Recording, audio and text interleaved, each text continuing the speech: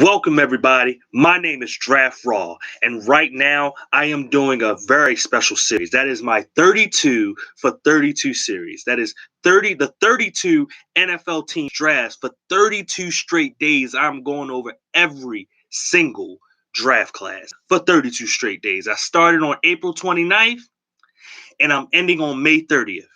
And what I started with was the NFC North. So right now, if you look in the description box below, I've already done the Green Bay Packers, the Minnesota Vikings, and the Detroit Lions. And in this video, I'm going to do the Chicago Bears. The Chicago Bears. Yes, I am going to do the Chicago Bears right now, and this will end the NFC North portion of the 32 for 32 series. So without further ado, let's just get straight into it. With the first pick they had in the second round, they chose tight end from Notre Dame, Cole Kmet. Now, Cole Kmet needs to improve his blocking. That's a huge thing that I noticed about him. But he's still tough and physical. He's hard to bring down. He has really good hands, and he actually reminds me of Rob Gronkowski. The reason why he reminds me of Rob Gronkowski is because when Gronkowski was coming out in the draft, the biggest thing that he actually needed to improve on was his blocking. And then if you watch the way that Cole Kmet plays, he looks exactly like Gronkowski. The way that he breaks tackles, the strong hands that he shows, the tough physicalness that he shows with anything. Even when it came to blocking, even though he wasn't great at it, he still showed toughness and physicality. And that's something that you don't see from many tight ends, especially in this draft class. Yeah, guys could be willing blockers, but nobody's tough. Nobody's really, no tight end in this draft class was really trying to block. They was always trying to be receiving guys. And Cole Kmet is that one person that could actually do both. Whether it was receiving or it was catching the football, Cole Kmet had the ability to do both.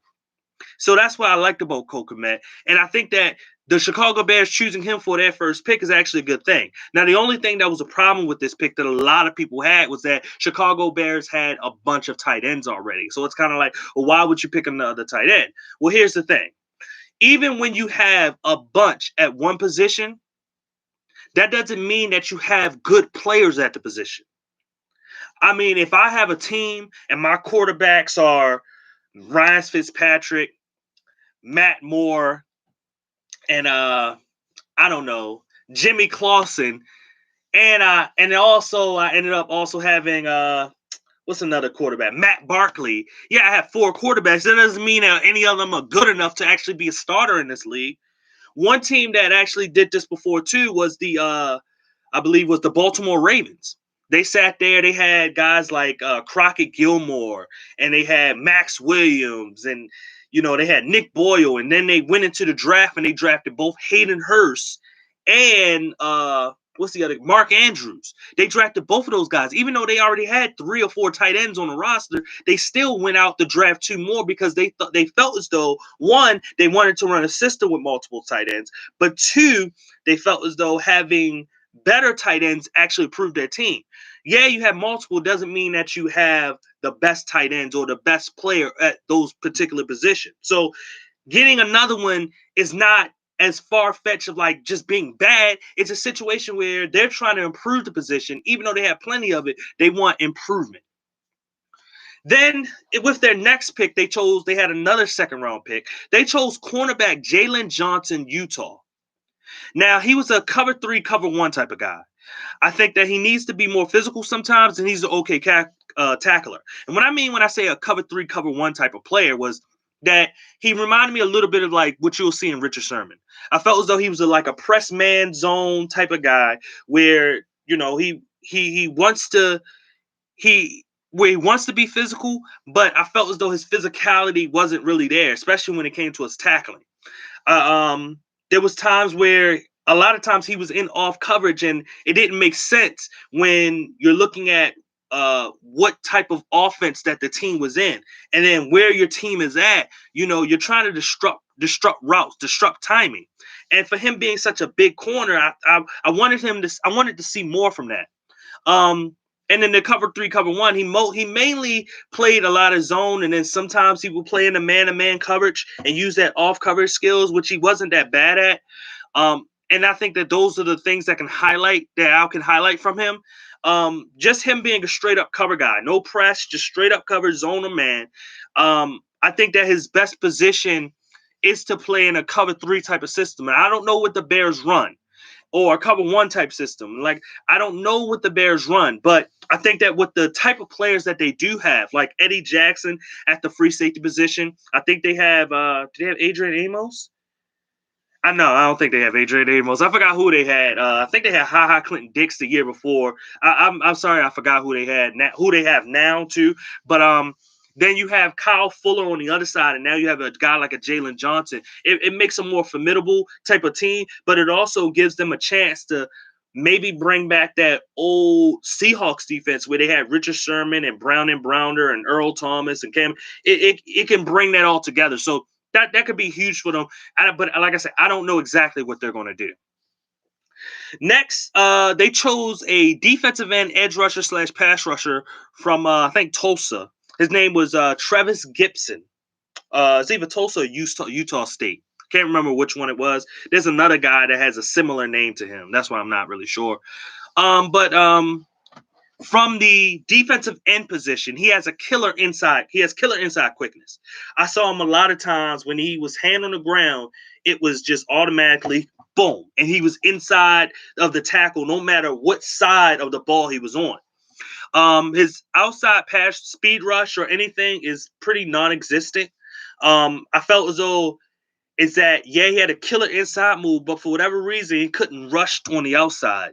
And it was kind of weird to see that. I just, even if he tries to bull rush, he wasn't getting any push. And then even in speed rush, he was getting basically ran around the pocket. So I don't know exactly.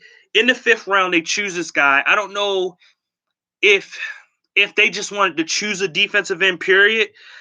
But I wasn't a big fan of him, and I don't know if he's going to make a difference on the Chicago Bears team. I think that he's a solid player in terms of that killer inside quickness you can't teach that. But with the outside speed rush and anything he tries to do to the outside to rush the passer, it doesn't work. Another thing I didn't like was that in the run game, he didn't shed blocks. And to me, when those two combinations are in there, I don't know if you're a draftable player. I thought that he's a solid player that maybe you can develop, but to me, I think the Chicago Bears may have wasted a pick with this one. Next, in the 5th round, they drafted Kendall Vildor from Georgia Southern. He's effective in man coverage, very, very good in man-to-man coverage. Aggressive in zone and in stopping the run. The biggest problem, though, was that he needed to improve his tackling tremendously. He was one of the worst tacklers at corner that I've seen this year. Jaylen Johnson was a better tackler than him. And Jaylen Johnson wasn't a bad tackler, but there was some things here or there.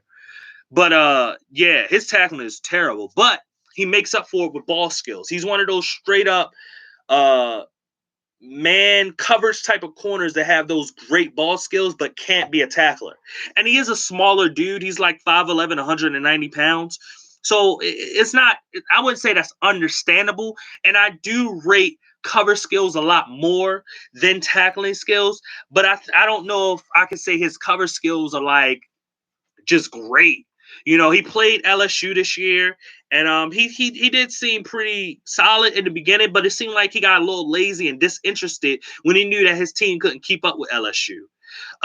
Then I seen a game where he went against Minnesota, and he seemed like he was playing a little bit harder because his team was actually in the game for a while. Obviously, they lost that game because Minnesota went undefeated for a while, but he showed some skills in there, here or there. But there wasn't a lot of opportunities that they gave to him.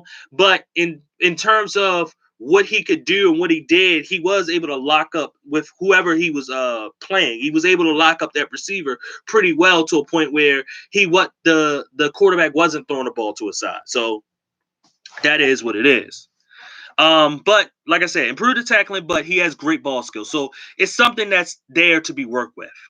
Next, they chose wide receiver from Tulane in the 5th round, Darnell Moon. Now, Darnell Moon probably had one of the best ball tracking skills in this draft. I was so surprised by that. Another 5'11", 190 pound type of guy. He doesn't play as fast as his time speed. He ran a 4.38 at the combine. I didn't think he was that fast. And he's actually not that quick. There was a lot of times where he was trying to make yards after catch, and he would get caught pretty easily. He may get a little extra yards because he was going to fight, and that's something that you can like, that he's a guy that will be a fighter. But I didn't feel as though he was a person that had that quickness to get around defenders. I didn't feel as though he was a guy that could basically make yards after catch or run after the catch. But he does have some speed. His speed is definitely good enough to succeed in the NFL. And his ball tracking skills are so amazing that I think that he could be a formidable deep threat type of player within the league. He just needs to improve, to me, his route running, and he needs to improve on trying to have that speed that he ran at the combine, trying to keep that speed throughout the game and basically throughout his tenure for the Chicago Bears or his years within the NFL. Next, they had two more picks. The last two picks were in the 7th round. They were both offensive tackles. One was Arlington Hambright. He went to Colorado. Feet choppy in pass sets, which suggests not natural foot speed to play the tackle position. I saw that he could be aggressive in the run game, pretty much.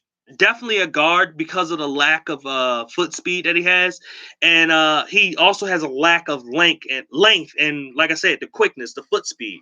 That's just what I wrote down. There was stuff that you could like with him, but not like. Honestly, I could kind of tell who he was within like the first quarter of watching of the whatever. I forgot what game I was watching. I could tell who he kind of was with the lack of feet quickness. He needed to go inside guard because he does have an aggressiveness to him, but he doesn't have great length neither. So, and then I don't like looking at other people's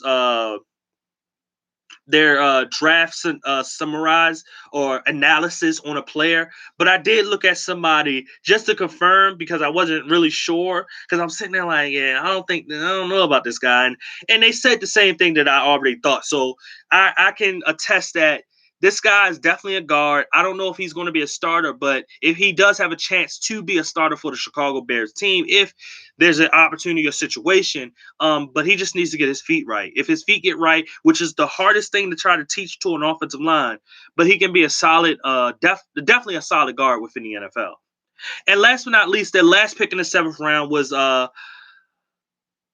Lakavius, I don't know how to say his name. Lakavius Simmons from Tennessee State. He seemed like an aggressive player with a highlight video that I watched, because there wasn't any tape on YouTube that I could watch of him.